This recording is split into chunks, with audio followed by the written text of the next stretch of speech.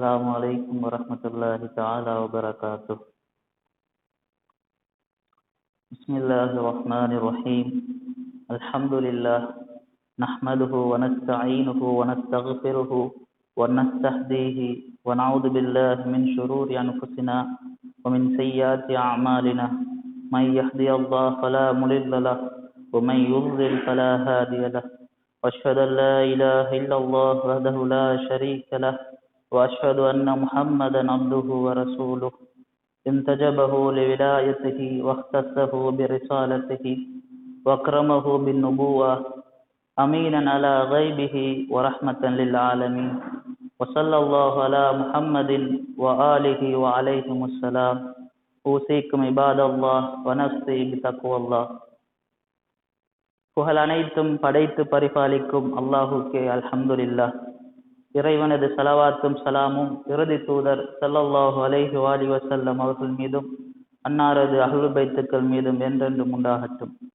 இஸ்லாத்தின் ஓர் அங்கமான தொழுகையினை நிறைவேற்றுவதற்காக வேண்டி இப்புனிதமிகு பள்ளிவாயிலில் வீற்றிருக்கும் அஹ்லுல் பைத்தினரின் பாதையினை பின்தொடரும் மூமின்களே, உங்களையும் என்னையும் இச்சந்தர்ப்பத்திலும் என் நிலையிலும் தக்வா எனும் இறையச்சத்தினை பேணி நடக்கும்படி நல்லுபதேசம் செய்கின்றேன்.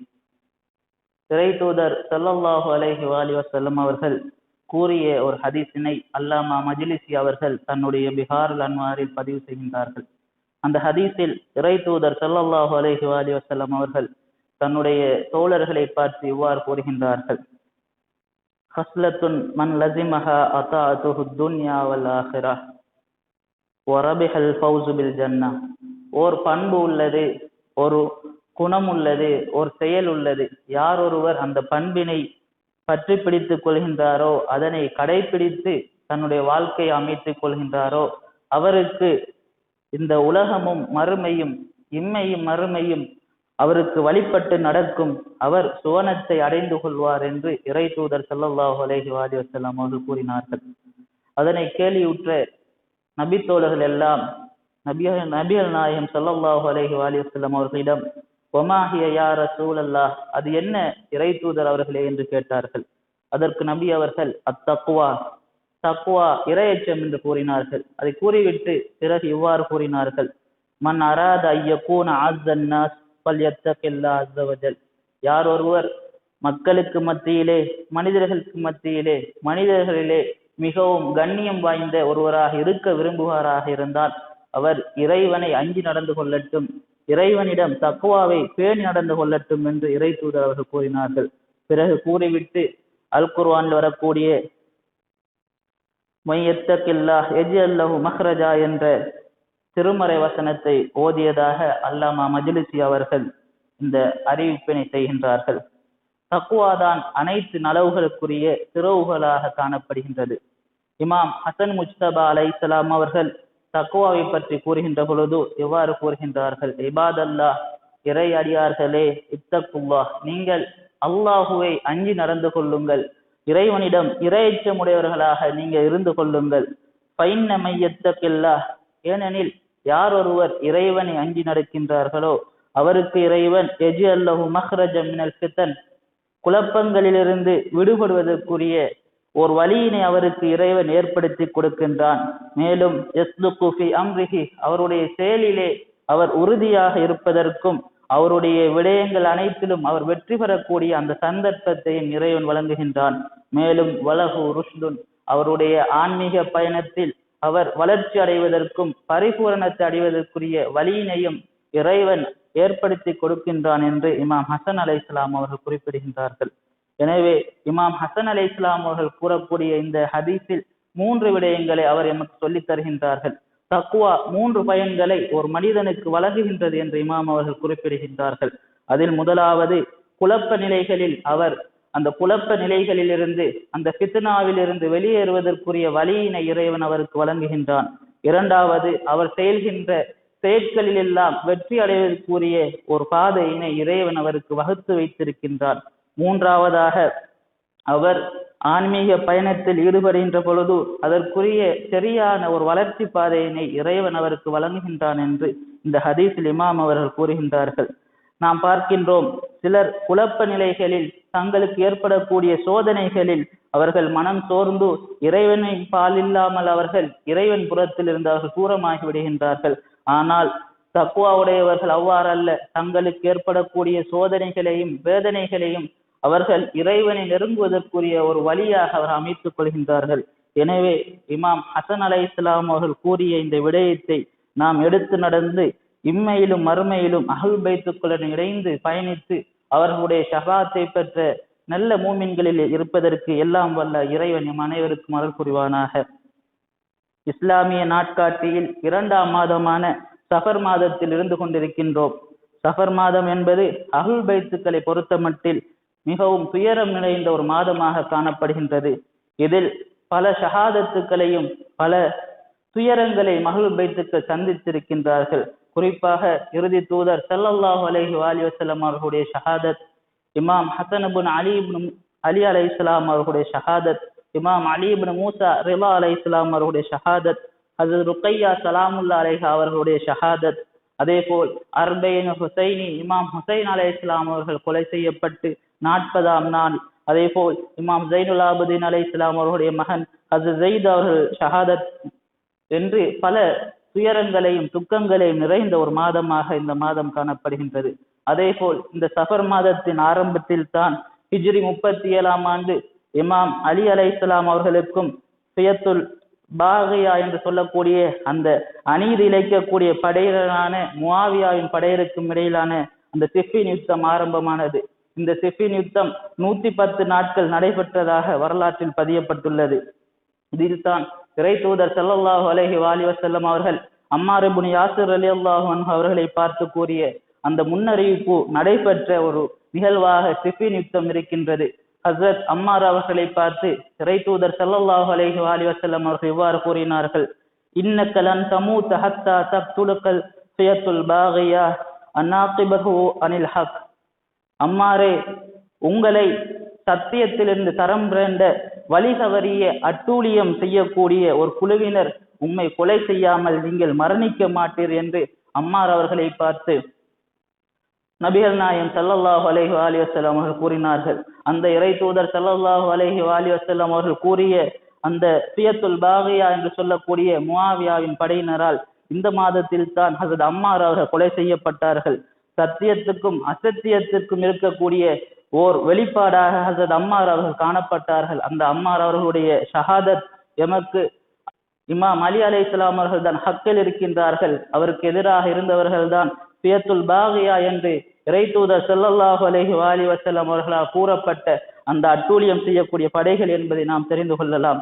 அந்த ஃபியத்துல் பாகியாவின் தலைமையில் இருந்த முஆவியாவினால் செய்யப்பட்ட மற்றும் ஒரு கொடுமைதான் எம்முடைய இமாம் இறை தூதர் ஸல்லல்லாஹு அலைஹி வஸல்லம் அவர்களுடைய பேரர்களில் ஒருவர் சையது ஷபாப் அஹ்லில் ஜன்னா என்று சொல்லக்கூடிய சுவனத்து வாலிப தலைவர்களின் ஒருவரான இமாம் ஹசன் அலைஹிஸ்ஸலாம் அவர்கள் நஞ்சூட்டப்பட்டு கொலை செய்யப்பட்டதும் இந்த சஃபர் மாதத்தில் தான் இருக்கின்றது. எனவே என்னுடைய இந்த ஜும்மா உரையில் இமாம் ஹசன் அலைஹிஸ்ஸலாம் அவர்களுடைய பணிகளை பற்றியும் அவர்களுடைய பண்புகளை பற்றியும் அவர்களை பற்றி இறை தூதர் ஸல்லல்லாஹு அலைஹி வஸல்லம் அவர்கள் என்ன கூறியிருக்கின்றார்கள் என்பதை பற்றியும் சிறிது உங்களோடு பகிர்ந்து கொள்ளலாம் என்று நினைக்கின்றேன். இமாம் ஹசன் முஜ்தபா அலைஹிஸ்ஸலாம் அவர்கள் ஹிஜ்ரி 3ஆம் ஆண்டு ரமலான் மாதம் 15ஆம் நாள் பிறக்கின்றார்கள். இருப்பினும் சில வரலாற்று பதிவுகளின் பிரகாரம் இமாம் அவர்கள் ஹிஜ்ரி 2லும் பிறந்ததாக கூறப்படுகின்றது. ஆனால் சரியான பதிவின் பிரகாரம் இமாம் அவர்கள் ஹிஜ்ரி 3ஆம் ஆண்டு பிறக்கின்றார்கள். இமாம் அவர்களுடைய ஷஹாதத் குறித்து பல கருத்துக்கள் இருந்தாலும் அதில் மிகவும் முக்கியமாக கருத்தாக காணப்படுவது இமாம் அவர்கள் சஃபர் மாதத்தின் இறுதியில் ஷஹீதானார்கள் என்று கூறப்படுகின்றது. யாக்கூபி அவர்கள் இமாம் ஹசன் அலைஹிஸ்ஸலாம் அவர்கள் ஹிஜ்ரி 49 ரபியுல் அவ்வல் மாதத்தில் ஷஹீதானார் என்று கூறுகின்றார்கள். அதே போல் இமாமின் வயதை 47 வயது என்று அவர் குறிப்பிடுகின்றார். மேலும் இமாம் அவர்களுடைய ஷஹாதத்தை ஷேக் தூசி அவர்கள் அறிவிக்கின்ற பொழுது சஃபர் மாதம் 28ஆம் நாள் இமாம் அவர்கள் ஷஹீதானார்கள் என்று அவர் குறிப்பிடுகின்றார். மேலும் இமாம் அவர்கள் ஷஹீதாகின்ற ஆண்டை 49வது ஹிஜ்ரி 49 என்றும் பல அறிஞர்கள் அறிவிப்பு செய்கின்றார்கள். சிலர் ஹிஜ்ரி 50, 51 என்று குறிப்பிடுகின்றார்கள். இருப்பினும் இமாம் அவர்கள் சஃபர் மாதம் இறுதியில் ஷஹீதானார்கள் என்பது பிரபலியமான கூற்றாக காணப்படுகின்றது. இமாம் அவர்களுடைய பிறப்பும் மிகவும் அதிசயத்துக்குரிய ஒரு பிறப்பாக இருக்கின்றது. ஜாபிர் இப்னு அப்துல்லா ரலியல்லாஹு தஆலா அன்ஹு அவர் அறிவிக்கின்றார்கள், இமாம் ஹசன் அலைஹிஸ்ஸலாம் அவர்கள் பிறந்த பொழுது அவரது தாயார் அன்னை ஃபாத்திமா ஸஹ்ரா ஸலாமுல்லாஹி அலைஹா அவர்கள் அமீர் மூமினீன் அலி அலைஹிஸ்ஸலாம் அவர்களிடம், எமக்கு பிறந்திருக்கக்கூடிய இந்த குழந்தைக்கு நீங்கள் பெயர் சூட்டுங்கள் என்று கூறுகின்றார்கள். அதை கேட்டு அமீர் மூமின் அவர்கள், இல்லை, நான் இறை தூதர் ஸல்லல்லாஹு அலைஹி வஸல்லம் அவருக்கு பெயர் சூட்டுமாறு நான் அவரிடம் கூறியுள்ளேன் என்று இமாம் அவர்கள் குறித்தார்கள். அதை கேட்ட இறை தூதர் ஸல்லல்லாஹு அலைஹி வஸல்லம் அவர்கள், இல்லை, நான் இறைவனுடைய கட்டளை வரும்படி நான் பொறுமையாக இருக்கின்றேன், இறைவன் அவருக்கு என்ன பெயரை சூட்டுவான் என்று நான் ஆவலோடு எதிர்பார்த்திருக்கின்றேன் என்று இறை தூதர் அவர்கள் குறிப்பிட்டார்கள். பிறகு இறைவன் ஹஸரத் ஜிப்ரீல் அலைஹிஸ்ஸலாம் அவர்களுக்கு இவ்வாறு கூறுகின்றான், முகமது அவர்களுக்கு ஒரு மகன் பிறந்துள்ளான், நீங்கள் அவரிடம் சென்று அவருக்கு மகன் பிறந்ததுக்கு வாழ்த்து கூறுங்கள். அவரிடம் நீங்கள் கூறுங்கள், எவ்வாறு நபி மூசா அவர்களுக்கு ஹாரூன் அவர்கள் இருந்தாரோ அவ்வாறுதான் அலி அவர்கள் உங்களுக்கு இருக்கின்றார்கள். எனவே ஹாரூன் அவர்களுடைய மகனின் பெயரை உங்களுடைய பேரருக்கு நீங்கள் சூட்டுங்கள் என்று இறைவன் ஹஸரத் ஜிப்ரீல் அலைஹிஸ்ஸலாம் அவர்களிடம் கூறி நபி அவர்களிடம் அனுப்பி வைத்தான். ஹஸரத் ஜிப்ரீல் அலைஹிஸ்ஸலாம் அவர்கள் இறை தூதர் அவர்களிடம் வந்து, யா ரசூலல்லாஹ், இறைவன் உங்களுக்கு வாழ்த்து தெரிவித்தான். இமாம் அலி அவர்கள் எவ்வாறு நபி ஹாரூன் அலைஹிஸ்ஸலாம் அவர்கள் நபி மூசா அலைஹிஸ்ஸலாம் அவர்களுக்கு இருந்தாரோ அந்த அந்தஸ்தில் அவர் இருக்கின்றார். உங்களுடைய அந்த பேரருக்கு ஹஸரத் ஹாரூன் அலைஹிஸ்ஸலாம் அவருடைய மகனின் பெயரை சூட்டுங்கள் என்று இறைவன் கட்டளையிட்டிருக்கின்றான் என்று கூறுகின்றார்கள். அதை கேட்ட இறை தூதர் அவர்கள், ஹஸரத் ஜிப்ரீல் அவர்களே, அந்த ஹாரூன் அவர்களுடைய மகனின் பெயர் என்ன என்று கேட்க ஹஸரத் ஜிப்ரீல் அவர்கள் ஷப்பர் என்று குறிப்பிடுகின்றார்கள். இறை தூதர் அவர்கள் கூறுகின்றார்கள், ஜிப்ரீல் அவர்களே, நான் அரபு மொழி பேசுவனாக இருக்கின்றேன், அரபியில் அந்த பெயரை எவ்வாறு வைக்க வேண்டும் என்று கேட்க ஹஸரத் ஜிப்ரீல் அவர்கள் ஹசன் என்று பெயர் சூட்டுங்கள் என்று குறிப்பிடுகின்றார்கள். இவ்வாறு இமாம் ஹசன் அலைஹிஸ்ஸலாம் அவர்களுடைய பெயரினை இறைவன் சூட்டியதாக பல ஹதீஸ்களில் ஆதாரபூர்வமாக அறிவிக்கப்பட்டிருக்கின்றது. இமாம் அபு முஹம்மத் ஹசன் இப்னு அலி இப்னு அபி தாலிப் அலைஹிஸ்ஸலாம் அவர்கள் இறை தூதர் ஸல்லல்லாஹு அலைஹி வஸல்லம் அவர்கள் தனக்கு பின்னால் விட்டு சென்ற 2 பொக்கிஷங்களில் ஒன்றான அஹ்லுல் பைத்துகளில் வருகின்ற அந்த 12 இமாம்களில் 2வது இமாமாகவும் ஆலு அபா என்று இறை தூதர் ஸல்லல்லாஹு அலைஹி வஸல்லம் அவர்களால் போர்வையில் போற்றி, இவர்கள்தான் என்னுடைய குடும்பம், இவர்களை விட்டுத்தான் இறைவன் அசுத்தங்களை எல்லாம் போக்கி இருக்கின்றார், இவர்கள்தான் பரிசுத்தமானவர்கள் என்று கூறிய அந்த ஆலுல் அபாவில் 4வது நபராகவும் இமாம் அவர்கள் காணப்படுகின்றார்கள். இமாம் அவர்களை இறை தூதர் ஸல்லல்லாஹு அலைஹி வஸல்லம் அவர்கள் நஜ்ரான் கிறிஸ்தவர்களோடு முபாஹலா செய்ய சென்ற பொழுது தன்னோடு அழைத்து சென்ற அந்த 4 பேர்களில் ஒருவராக இமாம் ஹசன் அவர்களை அழைத்து செல்கின்றார்கள்.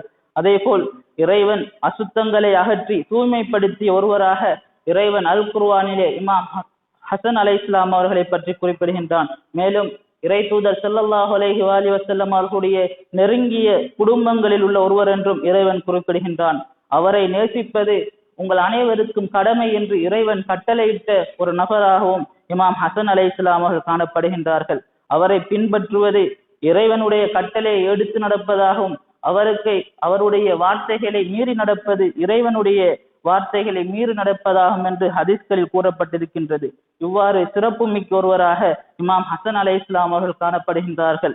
இமாம் ஹசன் அலைஹிஸ்ஸலாம் அவர்கள் தனது பாட்டனார் ஸல்லல்லாஹு அலைஹி வஸல்லம் அவர்களோடு இறை தூதர் ஸல்லல்லாஹு அலைஹி வஸல்லம் அவர்களுடைய ஷஹாதத் வரைக்கும் வாழ்கின்றார்கள். இறை தூதர்களுடன் அவர்கள் பயணிக்கின்றார்கள். இறை தூதர் அவர்களினால் பயிற்றுவிக்கப்பட்ட ஒருவராக இமாம் ஹசன் அலைஹிஸ்ஸலாம் அவர்கள் காணப்படுகின்றார்கள். இறை தூதர் அவர்களுடைய ஷஹாதத்துக்கு பிறகு அமீர் மூமினீன் அலி அலைஹிஸ்ஸலாம் அவர்களினால் அவர் பயிற்றுவிக்கப்படுகின்றார்கள். இமாம் ஹசன் அலைஹிஸ்ஸலாம் அவர்களின் சிறப்புகள் பற்றி ஏராளமான ஹதீஸ்கள் காணப்படுகின்றது. அதில் ஷியா சுன்னா அறிஞர்கள் என்று அனைவரும் அந்த ஹதீஸ்களை அறிவிப்பு செய்கின்றார்கள். இவ்வறிவிப்புகள் எல்லாம் பெரும்பாலானவை எமக்கு அறிவிக்கக்கூடிய விடயம் என்னவென்றால், இறை தூதர் ஸல்லல்லாஹு அலைஹி வஸல்லம் அவர்கள் இமாம் ஹசன் இமாம் ஹுசைன் ஆகியோரை மிகவும் அதிகமாக நேசித்திருக்கின்றார்கள்.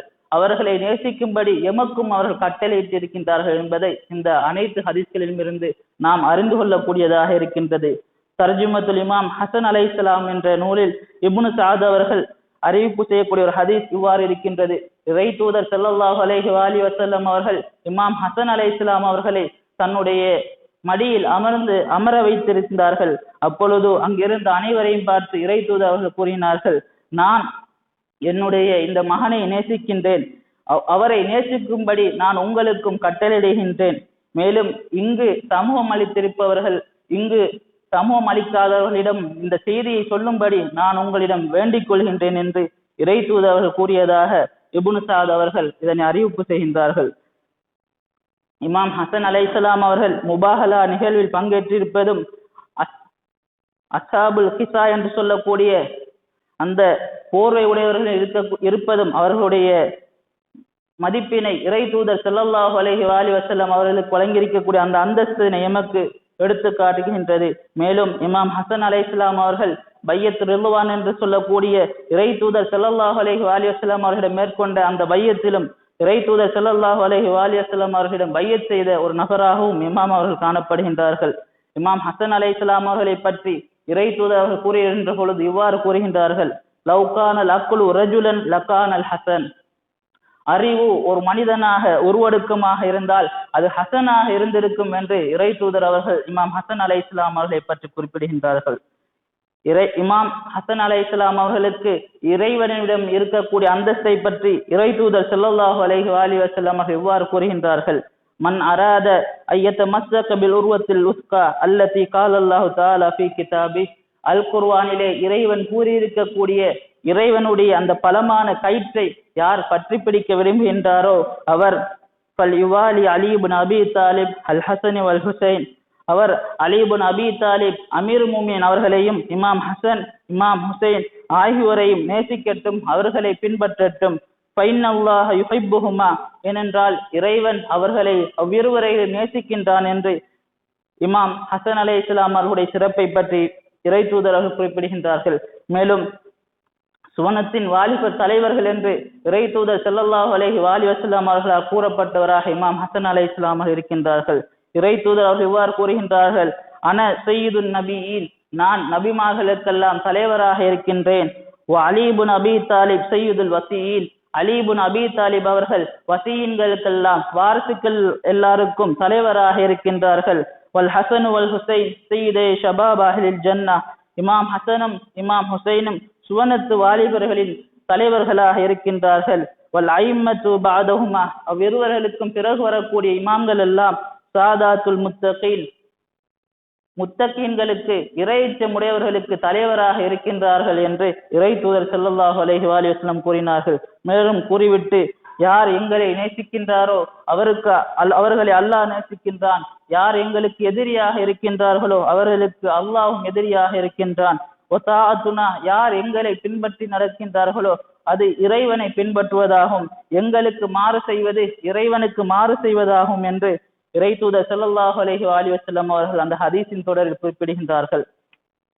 மேலும் மறுமையில் இமாம் ஹசன் இமாம் ஹுசைன் அலைஹிஸ்ஸலாம் ஆகியோரின் அந்தஸ்தை பற்றி கூறுகின்ற பொழுது இறை தூதர் அவர்கள் இவ்வாறு குறிப்பிடுகின்றார்கள், மறுமை நாள் வந்துவிட்டால் இறைவன் அவனுடைய அரிஷை அலங்கரிப்பான். அழகிய முறையில் அந்த அரிசினை அலங்கரித்து விட்டு அரிசின் இருபுறத்திலும் 2 மிம்பர்களை கொண்டு வருவான். ஒளியிலான 100 மைல் தூரம் நீளமுடைய 2 மிம்பர்களை இறைவன் அங்கு வைப்பான். அதில் ஒரு மிம்பர் வலதுபுறத்திலும் ஒரு மிம்பரும் இடதுபுறத்தில் ஒரு மிம்பரும் இருக்கும். அதில் ஒன்றில் இமாம் ஹசன் அலைஹிஸ்ஸலாம் அவர்கள் அமர்த்தப்படுவார்கள், மற்ற ஒன்றில் இமாம் ஹுசைன் அலைஹிஸ்ஸலாம் அவர்களை இறைவன் உட்கார வைப்பான் என்று கூறிவிட்டு இறை தூதர் அவர்கள் இவ்வாறு குறிப்பிடுகின்றார்கள், இறைவன் எவ்வாறு அந்த அரிசி அலங்கரிப்பான் என்றால், ஒரு பெண் தன்னுடைய காதுகளை 2 மின்னிகள் போட்டு எவ்வாறு அலங்கரித்துக் கொள்வாரோ அவ்வாறு அரிசினை இறைவன் இமாம் ஹசன் இமாம் ஹுசைன் அவர்களை கொண்டு அலங்கரிப்பான் என்று, மறுமையில் இவ்வாறான அந்தஸ்தை இறைவன் அவர்களுக்கு வழங்குவான் என்று இறை தூதர் ஸல்லல்லாஹு அலைஹி வஸல்லம் கூறியிருக்கின்றார்கள். மேலும் இறை தூதர் ஸல்லல்லாஹு அலைஹி வஸல்லம் அவர்களிடம் இமாம் ஹசன் இமாம் ஹுசைன் அவர்களுக்கு இருக்கக்கூடிய அந்தஸ்தை பற்றி இம்ரான் என்பவர் இவ்வாறு அறிவிக்கின்றார்.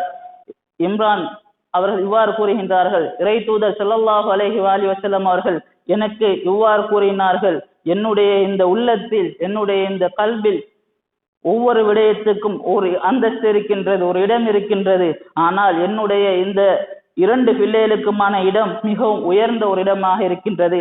அந்த உள்ளத்தில் அது முழுமையாக, அது பூரணமாக அந்த இதயத்தை அவர்கள் மீது கொண்ட அன்பு பரிபூரணமாக நிரம்பி இருக்கின்றது. இறை தூதர் ஸல்லல்லாஹு அலைஹி வஸல்லம் அவர்கள் கூறினார்கள். அதை கேட்ட இம்ரான் அவர்கள், உங்களுடைய உள்ளத்தை விட மிக பெரியதாகவா அந்த அன்பு இருக்கின்றது என்று கேட்க இவ்வாறு குறிப்பிடுகின்றார்கள், இறைவன் அவர்களை நேசிக்கும்படி எனக்கு கட்டளையிட்டிருக்கின்றான், அதன் காரணமாகத்தான் நான் அவ்வாறு நடந்து கொள்கின்றேன் என்று இறை தூதர் குறிப்பிடுகின்றார்கள்.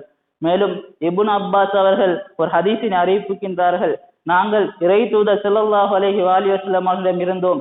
அப்பொழுது இமாம் அலி அலைஹிஸ்ஸலாம், அன்னை ஃபாத்திமா ஸலாமுல்லாஹி அலைஹா, இமாம் ஹசன், இமாம் ஹுசைன் ஆகியோர் அந்த இடத்தில் இருந்தார்கள். அப்பொழுது இறை தூதர் அவர்கள் இறைவனிடம் கையேந்தி, இவர்கள் தான் எங்களுடைய அஹ்லு பைத்துக்கள் என்று அவர் பிரார்த்தனை புரிந்தார். பிரார்த்தனை புரிந்துவிட்டு, மனிதர்களிலே நான் இவர்களைத்தான் மிகவும் சங்கையானவர்களாக கருதுகின்றேன், இவர்களை நான் நேசிக்கின்றேன், யார் இவர்களை நேசிக்கின்றார்களோ அவர்களையும் நான் நேசிக்கின்றேன், யார் இவர்களை கோபிக்கின்றார்களோ அவர்களை நானும் கோபிக்கின்றேன், நீயும் அவர்களை கோபிப்பாயா என்று இறை தூதர் அவர்கள் பிரார்த்தனை புரிந்ததாக இப்னு அப்பாஸ் அவர்கள் அறிவிக்கின்றார்கள். இமாம் ஹசன் அலைஹிஸ்ஸலாம் அவர்களுடைய பண்பை, அவருடைய வாழ்க்கை வரலாற்றை எடுத்து நோக்கின்ற பொழுது அவர்கள் மிகவும் பண்பு நிறைந்தவர்களாக, ஒரு ஒழுக்க விழுமியம் நிறைந்த ஒரு மனிதராக காணப்பட்டிருக்கின்றார்கள். இமாம் ஹசன் முஜ்தபா அவர்கள் மிகவும் தக்வா உடைய ஒருவராக காணப்பட்டார்கள். அதனால் அவர் தகி என்ற சிறப்பு பெயர் உடையவராக காணப்படுகின்றார்கள். உலக பற்றற்ற ஒருவராக காணப்பட்டதன் காரணமாக அவர் ஜாஹித் என்ற சிறப்பு பெயர் உடையவராக இமாம் அவர்கள் காணப்படுகின்றார்கள். இப்னு ஷஹர் ஆஷூப் அவர்கள் தன்னுடைய மனாகிப் என்ற நூலில் இமாம் அவர்களை பற்றி இவ்வாறு குறிப்பிடுகின்றார்கள், இமாம் ஹசன் அலைஹிஸ்ஸலாம் அவர்கள் உழு செய்வதற்காக நின்று விட்டால் அவர்களுடைய உடம்பு எல்லாம் நடுக்கம் எடுத்துவிடும், அவருடைய முகத்தின் நிறம் மாற்றமடைந்து விடும். இது ஏன் இவ்வாறு இருக்கின்றது என்று இமாம் ஹசன் அலைஹிஸ்ஸலாம் அவர்களிடம் கேட்டதற்கு, அரிசின் இறைவனுக்கு முன்பால் செல்லுகின்ற பொழுது இந்த பணிவு இருக்க வேண்டும், அவ்வாறு அரிசின் இறைவனிடம் யார் பணிவுடன் நடந்து கொள்கின்றாரோ இது அவர்களுக்கு மிகவும் இயல்பான ஒரு நிலைதான் என்று இமாம் ஹசன் அலைஹிஸ்ஸலாம் அவர்கள் குறிப்பிட்டார்கள். மேலும் இமாம் ஹசன் அலைஹிஸ்ஸலாம் அவர்கள் பள்ளி வாயிலுக்கு செல்கின்ற பொழுது பள்ளியுடைய கதவை அடைந்ததும் இவ்வாறு பிரார்த்திப்பார்கள், இலாஹி லைஃபுக பிபாபிக், இறைவா உன்னுடைய விருந்தினர் உன்னுடைய வாயிலுக்கு வந்திருக்கின்றார், யா முஹ்சின் கத் அதாக்கல் முசி, நலவு செய்பவனே பாவி உன்னிடம் வந்துள்ளேன், உன்னிடம் இருக்கக்கூடிய அழகியவற்றால் என்னிடம் இருக்கக்கூடிய இந்த தீயவற்றை நீ கடந்து செல்வாயாக யா கரீம் என்று இமாம் அவர்கள் பள்ளி வாயில் நுழைகின்ற பொழுது பிரார்த்திப்பதாகவும் இப்னு ஷஹர் ஆஷூப் அவர்கள் அறிவிப்பு செய்கின்றார்கள். இமாம் அவர்களுடைய பணிவுத்தன்மையை பற்றி, அவர்களுடைய தவாதுவை பற்றி கூறுகின்ற பொழுது, இமாம் அவர்கள் ஒரு இடத்தால் நடந்து செல்கின்றார்கள். அப்பொழுது அங்கு ஏழைகள் எல்லாம் மண்ணிலே உட்கார்ந்து ரொட்டி துண்டுகளை சாப்பிட்டுக் கொண்டிருக்கின்றார்கள். அதனால் அதனை கடந்து செல்கின்ற பொழுது இமாம் ஹசன் அலைஹிஸ்ஸலாம் அவர்களை அவர்களும் எங்களோடு வந்து அமர்ந்து உண்ணும்படி அவர்கள் வேண்டுகின்றார்கள். இமாம் அவர்கள் குதிரையை விட்டு இறங்கி வந்து அந்த மண்ணிலே உட்கார்ந்து அவர்களோடும் அந்த ரொட்டி துண்டுகளை சாப்பிடுகின்றார்கள். பிறகு அவர்களை தன்னோடு அழைத்து சென்று தன்னுடைய வீட்டில் அவர்களுக்கு உபசரிப்பு செய்து உணவுகளை வழங்கி அவர்களுக்கு ஆடைகளும் கொடுத்து அனுப்பியதாக இப்னு ஷஹர் ஆஷூப் அவர்கள் அறிவிப்பு செய்கின்றார்கள். இமாம் அவர்களுடைய பெருந்தன்மையை பற்றி அனஸ் இப்னு மாலிக் அவர்கள் இவ்வாறான ஒரு அறிவிப்பை செய்கின்றார்கள். ஒரு பணிப்பெண் இமாம் ஹசன் அலைஹிஸ்ஸலாம் அவர்களிடம் வந்து ஒரு பூக்கொத்தை கொடுக்கின்றார்கள். அந்த பூக்கத்தை பெற்ற இமாம் ஹசன் அலைஹிஸ்ஸலாம் அவர்கள், நான் உன்னை இறைவனுக்காக வேண்டி விடுதலை செய்துவிட்டேன், நீங்கள் செல்லுங்கள், நீங்கள் சுதந்திரவாளி என்று கூறி அந்த பெண்ணை அனுப்புகின்றார்கள். அப்பொழுது மாலிக் இப்னு அனஸ் அவர்கள் இமாம் ஹசன் அலைஹிஸ்ஸலாம் அவர்களும் கேட்கின்றார்கள், ஒரு பூக்கொத்துக்காக வேண்டிய அந்த பெண்ணை நீங்கள் விடுதலை செய்கின்றீர்கள் என்று. அதற்கு இமாம் அவர்கள் கூறுகின்றார்கள், ஆம், இறைவன் எங்களுக்கு அவ்வாறு செய்யும்படி எங்களுக்கு கட்டளையிட்டிருக்கின்றான். ஏனென்றால் சூரா நிசாவில் வரக்கூடிய 86வது வசனத்தை இமாம் அவர்கள் ஓதுகின்றார்கள், வைதா ஹுய்யிதும் பிதஹிய்யத்தின் ஃபஹய்யு பிஅஹ்ஸனி மின்ஹா அவ் ரத்துஹா, ஒருவர் உங்களுக்கு வாழ்த்து கூறினால், உங்களுக்கு நலவு செய்தால் அதைவிட சிறந்த முறையில் அவருக்கு பதிலளியுங்கள், அல்லது குறைந்தபட்சம் அதே போல் அவர்கள் நடந்து கொள்ளுங்கள் என்று இறைவன் கூறியிருக்கின்றார். அவர் எனக்கு தந்த அந்த பூச்செண்டுக்கு நான் கொடுக்கக்கூடிய பதில் அவரை விடுதலை செய்வதாகும் என்று இமாம் ஹசன் அலைஹிஸ்ஸலாம் அவர்கள் கூறினார்கள். மேலும் இமாம் ஹசன் அலைஹிஸ்ஸலாம் அவர்கள் கரீமுல் அஹ்ல் பைத், அஹ்ல் பைத்தினரில் மிகவும் கொடையாளன் என்ற ஒரு சிறப்பு பெயருடைய ஒருவராக இருக்கின்றார்கள். இமாம் அவர்கள் தன்னுடைய வாழ்நாளில் தன்னுடைய சொத்துக்களை 3 முறை இரு பகுதிகளாக பிரித்து ஒரு பகுதியை தான் வைத்துக் கொண்டு மற்ற பகுதிகளை ஏழைகளுக்கு வழங்கியதாக ஹதீஸ்களில் கூறப்பட்டுள்ளது. மேலும் தன்னுடைய வாழ்நாளில் 25 தடவைகள் கால்நடையாக ஹஜ்ஜுக்கு சென்றதாக இமாம் ஜாஃபர் சாதிக் அலைஹிஸ்ஸலாம் அவர்கள் அறிவிக்கின்றார்கள். ஏன் இமாம் ஹசன் அலைஹிஸ்ஸலாம் நீங்கள் நடைபாதையில் ஹஜ்ஜுக்கு செல்கின்றீர்கள் என்று அவரிடம் கேட்டதற்கு இமாம் அவர்கள் இவ்வாறு குறிப்பிட்டார்கள், நான் கால்நடையாக ஹஜ்ஜுக்கு செல்லாமல் இறைவனை சந்திப்பதை நான் வெட்கப்படுகின்றேன், அதன் காரணமாகத்தான் நான் கால்நடையாக ஹஜ்ஜுக்கு செல்கின்றேன் என்று இமாம் ஹசன் அலைஹிஸ்ஸலாம் அவர்கள் கூறியதாக இமாம் ஜாஃபர் சாதிக் அலைஹிஸ்ஸலாம் அவர்கள் கூறுகின்றார்கள். இவ்வாறான இமாம் ஹசன் அலைஹிஸ்ஸலாம் அவர்கள் தன்னுடைய 48வது வயதில் நஞ்சூட்டப்பட்டு ஷஹீதாக்கப்படுகின்றார்கள். ஹாஃபில் அபு நயீம் அவர்கள் தன்னுடைய ஹில்யத்துல் அவுலியா என்ற நூலில் இவ்வாறான ஒரு அறிவிப்பை செய்கின்றார்கள். உமர் இப்னு இஸ்ஹாக் என்பவர் அவருடைய நண்பரோடு இமாம் ஹசன் அலைஹிஸ்ஸலாம் அவர்களை நலம் விசாரிக்க செல்கின்றார்கள். இமாம் ஹசன் அலைஹிஸ்ஸலாம் அந்த நபரிடம், என்னிடம் கேள்விகள் இருந்தால் நீங்கள் கேட்டுக்கொள்ளுங்கள் என்று கூறுகின்றார். அதற்கு அவர், அல்லாஹ் மீது ஆணையாக நீங்கள் குணமடையும் வரை நான் உங்களிடம் எந்த கேள்வியும் கேட்க மாட்டேன் என்று கூறுகின்றார்கள். பிறகு இமாம் ஹசன் அலைஹிஸ்ஸலாம் அவர்கள் உதுவெடுக்க சென்று திரும்பி வருகின்றார்கள். மீண்டும் வந்து அந்த மனிதரிடம், நான் உங்களை விட்டு செல்வதற்கு முன்னால் என்னிடம் ஏதாவது கேட்க இருந்தால் நீங்கள் கேட்டுக்கொள்ளுங்கள் என்று இமாம் அவர்கள் கூறுகின்றார்கள். அதற்கு அந்த நபர், இன்ஷா அல்லாஹ் உங்களுக்கு சுகத்தை அளிக்கட்டும், அதன் பின்னர் நாங்கள் உங்களிடம் கேட்கின்றோம் என்று கூறுகின்றார்கள். மறுநாள் இமாம் அவர்கள் கூறுகின்றார்கள், நான் எனது கல்லீரலில் ஒரு பகுதியை இழந்து விட்டேன், நான் பல முறை நஞ்சூட்டப்பட்டிருக்கின்றேன், ஆனால் இந்த முறை போல் ஒரு முறையும் நான் நஞ்சூட்டப்படவில்லை என்று இமாம் ஹசன் அலைஹிஸ்ஸலாம் அவர்கள் கூறுகின்றார்கள். மறுநாள் இமாம் அவர்கள் மரணத்தை நெருங்கி இருந்தார்கள் என்று அவர் அறிவிக்கின்றார்கள்.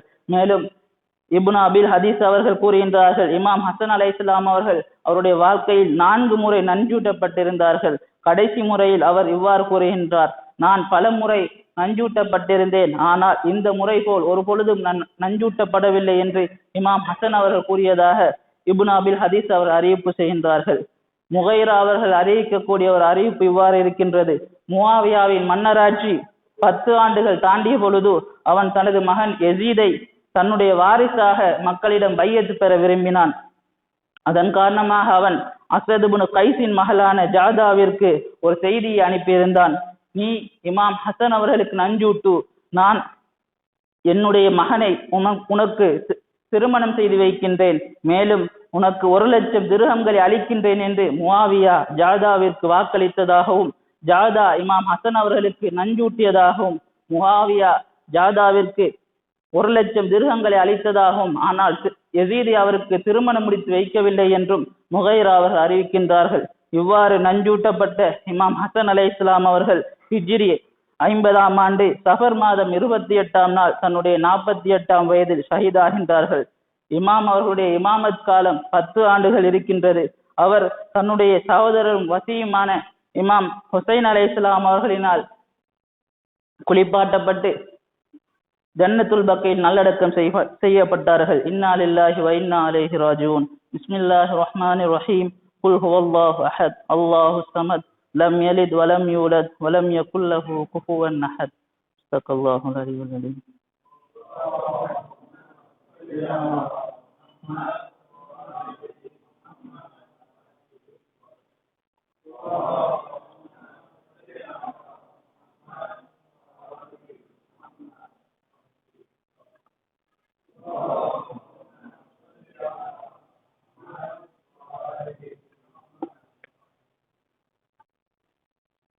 பிஸ்மில்லாஹிர் ரஹ்மானிர் ரஹீம். அல்ஹம்துலில்லாஹ் நஹ்மதுஹு வ நஸ்தஈனுஹு வ நஸ்தக்ஃபிருஹு வ நஸ்தஹ்தீஹி வ நு'மினு பிஹி வ நதவக்கல் அலைஹி வ நஅஊது பில்லாஹி மின் ஷுரூரி அன்ஃபுஸினா வ மின் ஸய்யிஆத்தி அமாலினா மன் யஹ்திஹில்லாஹு ஃபலா முضில்ல லஹு வ மன் யுضلل ஃபலா ஹாதிய லஹு. அஷ்ஹது அன் லா இலாஹா இல்லல்லாஹு வஹ்தஹு லா ஷரீக லஹு வ அஷ்ஹது அன்ன முஹம்மதன் அப்துஹு வ ரசூலுஹு அர்ஸலஹு பில் ஹுதா வ தீனில் ஹக் லியுظஹிரஹு அலா தீனி குல்லிஹி வலவ் கரிஹல் முஷ்ரிகூன் வஜஅலஹு ரஹ்மத்தல் லில் ஆலமீன் பஷீரன் வ நதீரன் வ தாஇயன் இலல்லாஹ் பிஇஸ்னிஹி வ சிராஜன் முனீரா மன் யுதியுல்லாஹ் வ ரசூலஹு ஃபக்கத் ரஷத வ மன் யஅஸிமுஹா ஃபக்கத் கவா. ஊசிக்கும் இபாதல்லாஹ் வ நஃப்ஸி பிதக்வல்லாஹ். اللهم صل على محمد عبدك ورسولك سيد المرسلين وإمام المتقين ورسول رب العالمين. اللهم صل على أمير المؤمنين ووصي رسول رب العالمين وصديقة الطاهرة فاطمة الزهراء سيدة نساء العالمين والحسن والحسين سيد شباب أهل الجنة وعلي بن الحسين ومحمد بن علي وجعفر بن محمد وموسى بن جعفر وعلي بن موسى ومحمد بن علي وعلي بن محمد والحسن بن علي والخلف القائم المهدي. اللهم صل على محمد وآل محمد وعجل فرجه حججك على عبادك وأمنائك في بلادك وصل على أئمة المسلمين وحماة المستضعفين وهداة المؤمنين. மீண்டும் ஒரு முறை மூமின்களான உங்களையும் என்னையும் தக்வா எனும் இறைச்சத்தினை எமது சொல் செயல் பண்புகள் ஆகியவற்றில் கடைபிடித்து நடக்கும்படி நல்லுபதேசம் செய்கின்றேன். அஹ்லுல் பைத்தினர் வரலாற்றின் நெடுகிலும் அநீதிக்குட்பட்டவர்களாக வந்திருக்கின்றார்கள். அதிலும் குறிப்பாக அமீர் மோமினின் அலி இப்னு அபி தாலிப் அலைஹிஸ்ஸலாம் அவர்கள் உயிரோடு இருந்த காலத்திலும் தான், அவர் ஷஹீதானத்துக்கு பிறகுதான் அவருக்கு நடந்த கொடுமைகளும் அநீதிகளும் இன்று வரை நிகழ்ந்து கொண்டேதான் இருக்கின்றது. அதன் ஒரு வெளிப்பாடாகவே ஷேக் முஃபீத் அவர்களின் காலத்தில் அவர்களால் பதிலளிக்கப்பட்ட உமர் மற்றும் உம்மு குல்சூம் ஆகியோர்களுக்கான திருமணம் பற்றிய கேள்வி இன்றும் சமூக வலைதளங்களில் தமிழில் மொழிபெயர்க்கப்பட்டு கேட்கப்படுவதை காணக்கூடியதாக இருக்கின்றது. இந்த கேள்விகளுக்கெல்லாம் ஷேக் முஃபீத் அவர்கள் தன்னுடைய காலத்திலே 2 நூட்களை எழுதி அதற்கு பதிலளித்திருக்கின்றார்கள். ஆனால் தமிழ் பேசும் உலகில் இது புதிதாக வரக்கூடிய கேள்விகளாக இன்று அஹ்லுல் பைத்துக்களுக்கு எதிராக இருக்கக்கூடிய நாசிபர்களினால் கேட்கப்படக்கூடிய கேள்விகளாக இருக்கின்றது. அவர்களது இந்த புளித்து போன கேள்விகள் பல விடைகளை எமக்கு சொல்கின்றது. ஆனால் இங்கு அந்த கேள்விகளுக்குரிய சில விடைகளை சுருக்கமாக உங்களுக்கு கூறலாம் என்று நினைக்கின்றேன். அஹ்லு சுன்னாக்களுடைய நூல்களான தபக்காத்துல் குப்ரா, அத்துர்ரியத்து தாஹிரா, முஸ்தத்ருக்கு சஹீஹேன், சுனனுல் குப்ரா, தாரிகுல் பக்தாத், அல் இஸ்தித்யாப், உஸ்துல் காபா, அல் இசாபா போன்ற நூட்களில் உமர் மற்றும் ஹஸரத் உம்மு குல்சூம் அவர்களுடைய திருமணம் பற்றி பல அறிவிப்புகள் பதியப்பட்டுள்ளது. ஆனால் அஹ்லு சுன்னாக்களின் முதல் தர நூல்களான புகாரி முஸ்லிமில் இந்த அறிவிப்புகள் எதுவும் பதியப்படவில்லை. அதே போல் சிஹா சித்தாக்கள் இருக்கக்கூடிய ஏனைய நூட்களிலும் இந்த அறிவிப்புகள் பதிவு செய்யப்படவில்லை. அதாவது அஹ்லு சுன்னாக்களுடைய சிஹா சித்தா என்று சொல்லக்கூடிய அந்த 6 கிரந்தங்களுடைய ஆசிரியர்களும் இந்த ஹதீஸினை, இந்த அறிவிப்பினை வைஃபான அறிவிப்பாக அவர்கள் அறிந்து அதனை பதிவு செய்யாமல் விட்ட ஒரு ஹதீஸாகவே இது காணப்படுகின்றது. அதே போல் சஹீஹுக்கு அடுத்தபடியாக இருக்கக்கூடிய முஸ்னத் என்ற நூட்களிலும் இந்த ஹதீஸ் பதியப்படவில்லை. குறிப்பாக முஸ்னத் அஹ்மதில் இந்த ஹதீஸ் பதியப்படவில்லை. அஹ்லு சுன்னா அறிஞர்களின் கூற்றின் பிரகாரம் ஒரு ஹதீஸ் முஸ்னதுல் அஹ்மதில் பதியப்படவில்லை என்றால் அது சஹீஹான ஹதீஸா இருக்காது என்று பல அஹ்லு சுன்னா அறிஞர்கள் கூறுகின்றார்கள். அவ்வாறான ஒரு ஹதீஸ் தான் இந்த ஹதீஸாக இருக்கின்றது. மேற்கூறிய நூட்களில் அஹ்லு பைத்துக்கள் இமாம்கள் அறிவித்ததாக இந்த புனைக்கதையினை பதிவு செய்திருக்கின்றார்கள். இவ்வாறான பல புனைவுகள் அஹ்லு பைத்தினரின் பெயர்களினால் அவர்களுடைய நம்பிக்கைகளுக்கு மாற்றமான கருத்துக்கள் அஹ்லு சுன்னாக்கள் நூட்களில் இருப்பதை காணக்கூடியதாக இருக்கின்றது. குறிப்பாக முபாஹலாவுடைய விடயத்தை எடுக்கின்ற பொழுது இமாம் ஜஃபர் சாதிக் அலைஹிஸ்ஸலாம் அறிவித்ததாக பல விட்டுக்கட்டிய ஹதீஸ்களை அவர்களின் நூட்களில் காணக்கூடியதாக இருக்கின்றது. அவ்வாறான ஒரு புனைக்கதையாகவே உமர் அவர்களுக்கும் உம்மு குல்சூம் அவருடைய திருமணமும் பதிவு செய்யப்பட்டிருக்கின்றது. இந்த அறிவிப்புகளை அறிவிக்கக்கூடிய ராவிகளை பார்க்கின்ற பொழுது அதில் அஹ்மது இப்னு அப்துல் ஜப்பார் என்பவர் இருக்கின்றார். அவர் பொய்யர், பலவீனமானவர் என்று அஹ்லு சுன்னாக்கள் அறிவிக்கின்றார்கள். அதே போல் யூனுஸ் பின் புஹைரா என்பவர் இருக்கின்றார். அவர் பலவீனமானவர், ஆட்சியாளர்களை பின்பற்றக்கூடியவர், முர்ஜியா மதுஹபை உடையவர்கள் என்று அஹ்லு சுன்னாக்கள் அவரை குறிப்பிடுகின்றார்கள். அதே போல் இந்த அறிவிப்பினை அம்ர் பின் தீனார் அவர்கள் அறிவிக்கின்றார்கள். அவர் பலவீனமானவர், அவருடைய அறிவிப்புகளை ஏற்றுக்கொள்ள முடியாது என்று அவர்கள் குறிப்பிடுகின்றார்கள். அதே போல் சுஃபியான் பின் உழைனா என்பவர் இருக்கின்றார். இவர் ஹிஜ்ரி 197க்கு பிறகு புத்தி பேதலித்த ஒருவராக மாறிவிட்டார். அவருடைய ஹதீஸ்களை ஏற்றுக்கொள்ள முடியாது என்று அஹ்லு சுன்னாக்கள் கூறுகின்றார்கள். அதே போல் வகீஹ் இப்னு ஜர்ராஹ் அவர்கள் இருக்கின்றார்கள். அவருடைய ஹதீஸையும் ஏற்றுக்கொள்ள முடியாது என்றும் அவர் மது அருந்துபவர் என்றும் அஹ்லு சுன்னாக்கள் குறிப்பிடுகின்றார்கள். அதே போல் இந்த ஹதீஸினை இப்னு ஜுரைஹ் என்பவர் அறிவிக்கின்றார்.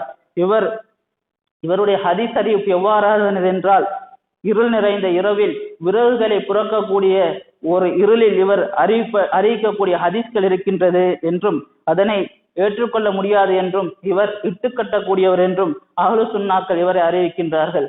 இவ்வாறு இந்த ஹதீஸினை அறிவிக்கக்கூடிய அனைவரும் பலவீனமானவர்கள் என்று அஹ்லு சுன்னாக்களுடைய நூட்களிலே கூறப்பட்டிருக்கின்றது.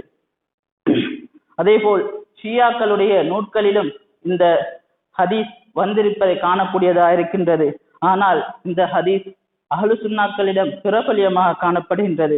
ஆனால் ஷியா அறிஞர்கள் இந்த ஹதீஸினை மறுக்கின்றார்கள். இது சஹீஹான ஒரு ஹதீஸ் அல்ல, ஒரு அறிவிப்பு அல்ல என்று அவர் குறிப்பிடுகின்றார்கள். அதிலும் ஷேக் முஃபீத், சையத் முர்தலா போன்றவர்களுடைய நூல்களை பார்க்கின்ற பொழுது இந்த அறிவிப்புகள் மிகவும் பலவீனமான அறிவிப்புகள் என்று கூறப்படுகின்றது. அதே போலும் சில அறிவிப்புகளை பார்க்கின்ற பொழுது ஹஸரத் அமீர் முஃமினீன் அவர்களுடைய வீட்டில் உம்மு குல்சும் என்ற பெண் இருந்தால் என்றும் அது இமாம் அவருடைய மகள் இல்லை என்றும் வந்திருக்கின்றது. ஆனால் அந்த பெண்ணை திருமணம் முடித்து தரவில்லை என்றால் உங்களுக்கு திருட்டு பட்டம் கட்டி உங்களுடைய கைகளை வெட்டி அவரை நான் திருமணம் முடிப்பேன் என்று இப்னு அப்பாஸிடம் கூறியதாகவும் பதியப்பட்டுள்ளது. அஹ்லு பைத்துக்களுக்கு உமர் அவர்களினால் மேற்கொள்ளப்பட்ட மற்றும் ஒரு அநீதியாகவே இது ஹதீஸ்களில் கூறப்பட்டிருப்பதை காணக்கூடியதாக இருக்கின்றது. மேலும் நாம் இந்த ஹதீஸை பற்றி பார்க்கின்ற பொழுது உம்மு குல்சும் என்ற பெண் உண்மையாக இருந்தாரா என்பதிலும் வரலாற்றில் பல கருத்து வேறுபாடு காணப்படுகின்றது. சிலரின் கருத்தின் பிரகாரம் ஹஸரத் ஸைனப் அவர்களுடைய மறுபெயராகவே உம்மு குல்சும் இருக்கின்றது என்று பல அரசியர்கள் குறிப்பிடுகின்றார்கள். மேலும் அஹ்லு சுன்னாக்களும் இதனை குறிப்பிடுகின்றார்கள். நவவி போன்றவர்கள் அபூபக்கர் அவர்களுக்குத்தான் உம்மு குல்சும் என்ற ஒரு பெண் இருந்ததாகவும் அவரைத்தான் உமர் அவர்கள் திருமணம் முடித்திருந்ததாகவும் அவர் தன்னுடைய நூலில் பதிவு செய்திருக்கின்றார்கள். மேலும் ஷியாக்களில் இருக்கக்கூடிய ஷேக் முஃபீத் அவர்கள் அல் மசாயில் அக்பரியா அல் மசாயில் சரவியா என்ற 2 நூட்களை எழுதி இந்த கேள்விகளுக்குரிய பதில்களை அவர் மிக தெளிவான முறையில் வழங்கியிருக்கின்றார்கள். மேலும் யஹ்யா இப்னு ஷரஃப் நவவி அவர்கள் சஹீஹ் முஸ்லிமுக்கு விளக்க உரை எழுதியிருக்கக்கூடிய அவர் அபூபக்கர் அவர்களுடைய மகள் உம்மு குல்சமை தான் உமர் அவர்கள் திருமணம் முடித்திருந்தார் என்று அவர் குறிப்பிடுகின்றார். மேலும் ஹஸரத் ஸைனப் அவர்களுடைய பெயர்களில் ஒன்றாகத்தான் உம்மு குல்சும் இருப்பதாகவும் வரலாற்று ஆசிரியர் குறிப்பிடுகின்றார்கள். இமாம் ஹுசைன், இமாம் அலி அலைஹிஸ்ஸலாம் அவர்களுக்கும் அன்னை ஃபாத்திமா ஸலாமுல்லாஹி அலைஹா அவர்களுக்கும் இருக்கக்கூடிய பிள்ளைகளின் பெயரை பார்க்கின்ற பொழுது அதிகமான ஹதீஸ்களில் 4 பிள்ளைகளின் பெயர் குறிப்பிடப்பட்டு வருகின்றது. ஒன்று ஹசன், ஹுசைன் மற்றும் முஹ்சின், ஸைனப். இன்னும் சில ஹதீஸ்களில் ஹசன், ஹுசைன், முஹ்சின், உம்மு குல்சும் என்று வருகின்றது. அது ஸைனப் அவர்களுடைய பெயர் குறிப்பிடப்படாமல். இவ்வாறு வருகின்ற பொழுது வரலாற்று ஆசிரியர் குறிப்பிடுகின்றார்கள், உம்மு குல்சும் என்பது அது ஸைனப் அவர்களுடைய ஒரு பெயராகத்தான் இருக்கும் என்று அவர் குறிப்பிடுகின்றார்கள். 2 பெயர் கொண்டதாக அது ஸைனப் அவர்கள் இருக்கின்றார்கள். அது ஸைனப் அவர்களை உமர் ஒரு பொழுதும் திருமணம் முடிக்கவே இல்லை. அவ்வாறு என்றாலும் சில அறிவிப்புகளை பார்க்கின்ற பொழுது உமர் அவருடைய இமாம் அலி அலைஹிஸ்ஸலாம் அவர்களிடம் அவருடைய மகளை திருமணம் முடித்து கேட்டு வருகின்ற பொழுது அவர் பருவ வயது அடையாத சிறு குழந்தையாக இருந்ததாகவும் வயது முதிர்ந்த ஒருவருக்கு சிறு குழந்தையை நான் திருமணம் முடித்து தரமாட்டேன் என்று அனுப்பியதாகவும் அஹ்லு சுன்னாக்களின் நூட்களிலே பதியப்பட்டிருக்கின்றது. இவ்வாறு பல இட்டுக்கட்டுகளை மேற்கோள் காட்டியே இந்த ஹதீஸ்களை அவர்கள் அறிவிப்பு செய்திருப்பதை காணக்கூடியதாக இருக்கின்றது. அஹ்லு பைத்துக்களுக்கு 2வது ஹலிஃபாவினால் மேற்கொள்ளப்பட்ட ஒரு அநீதியாகவே இது காணப்படுகின்றது. மேலும் இமாம் அலி அலைஹிஸ்ஸலாம் அவர்கள் பல இடங்களில் உமர் அவர்கள் கூறியதாக ஒரு ஹதீஸை நாம் பார்க்கின்றோம். அது என்னவென்றால், நான் என்னுடைய பிள்ளைகளை எல்லாம் என்னுடைய சகோதரன் ஜாஃபருடைய பிள்ளைகளுக்காக வேண்டி பாதுகாத்து வருகின்றேன், அவர்களுடைய பிள்ளைகளுக்குத்தான் நான் திருமணம் முடித்து கொடுப்பேன் என்று கூறியதாகவும் ஹதீஸ்கள் கூறப்படுகின்றது. இதற்கு காரணம் என்னவென்றால், இறை தூதர் ஸல்லல்லாஹு அலைஹி வஸல்லம் அவர்கள் கூறினார்கள், நான் என்னுடைய பெண் பிள்ளைகளை எங்களுடைய ஆண் பிள்ளைகளுக்கும் எங்களுடைய ஆண் பிள்ளைகளை எங்களுடைய பெண் பிள்ளைகளுக்குத்தான் திருமணம் முடித்து கொடுப்போம் என்று இறை தூதர் ஸல்லல்லாஹு அலைஹி வஸல்லம் அவர்கள் கூறியதாகவும் பல ஹதீஸ்கள் பதியப்பட்டுள்ளது. இதன் காரணமாகத்தான் தன்னுடைய பெண் பிள்ளைகளை தன்னுடைய சகோதரன் ஜாஃபர் அவர்களுடைய மகன்களுக்கு இமாம் அலி அலைஹிஸ்ஸலாம் அவர்கள் திருமணம் முடித்து கொடுத்திருக்கின்றார்கள் என்றும் வரலாற்று ஆய்வாளர்கள் குறிப்பிடுகின்றார்கள். இவ்வாறு அமீர் மோமின் அலி அலைஹிஸ்ஸலாம் அவர்கள் தன்னுடைய மகள் ஜெய்னப் அவர்களை தன்னுடைய சகோதரர் ஜாஃபர் அவர்களுடைய மகன் அப்துல்லா அவர்களுக்கு தான் திருமணம் முடித்து கொடுத்தார்கள் என்று வரலாற்றில் மிக சரியான ஆதாரங்கள் இருக்கின்றது. எனவே உம்மு குல்சும் என்பது அது ஜெய்னப் அவர்களுடைய ஒரு பெயராகத்தான் இருக்கும் என்று பெரும்பான்மையான ஷியா அறிஞர்கள் குறிப்பிடுகின்றார்கள். எனவே அல் குர்ஆனில் இறைவனினால் பரிசுத்தமாக்கப்பட்ட ஒருவர் என்று, இறைவனினால் முத்திரை குட்டப்பட்ட ஒருவரை தன்னுடைய மடமையின் உச்சகட்டத்தின் காரணமாக ஒருவருக்கு தன்னுடைய மகளை திருமணம் முடித்ததன் காரணமாக அவர் மாசூம் அல்ல என்று வாதிக்கக்கூடியவர்களாக நாம் முகநூல்களில் இவர்களுடைய கருத்துக்களை பார்க்கக்கூடியதாக இருக்கின்றது. அல் குர்ஆனை ஒருவரை பரிசுத்தமானவர் என்று சான்று பயந்துள்ள பொழுது அல் குர்ஆனை மறுப்பவர்களால் தான் அதனை மறுக்க முடியும் என்பதை நான் இங்கு கூறிக்கொள்ள விரும்புகின்றேன். வஸயஅலமுல்லதீன ஸலமு ஐய முன்கலபின் யன்கலபூன். அல்லாஹும்ம இஃப்தஹ் லஹு ஃபத்ஹன் யஸீரா வன்சுர் நஸ்ரன் அஸீஸா. அல்லாஹும்ம அத்ஹிர் பிஹி தீனக் வ சுன்னத நபியிக் ஹத்தா லா யஸ்தக்ஃபி பிஷைஇன் மினல் ஹக் மகாஃபத அஹதின் மினல் ஹல்க். அல்லாஹும்ம இன்னா நர்கபு இலைக ஃபீ தௌலத்தின் கரீமா துஇஸு பிஹல் இஸ்லாம் வ அஹ்லா வ துஸில்லு பிஹல் நிஃபாக வ அஹ்லா வ தஜ்அலுனா ஃபீஹா மினத் துஆத்தி இலா தாஅத்திக் والقادة في سبيلك وترزقنا فيها كرامة الدنيا والآخرة. اللهم ما حملتنا من الحق فعرفنا وما قصرنا عنه فعلمنا. بسم الله الرحمن الرحيم. إنا أعطيناك الكوثر فصل لربك وانحر إن شانئك هو الأبتر. صدق الله العلي العليم. السلام عليكم ورحمة الله تعالى وبركاته.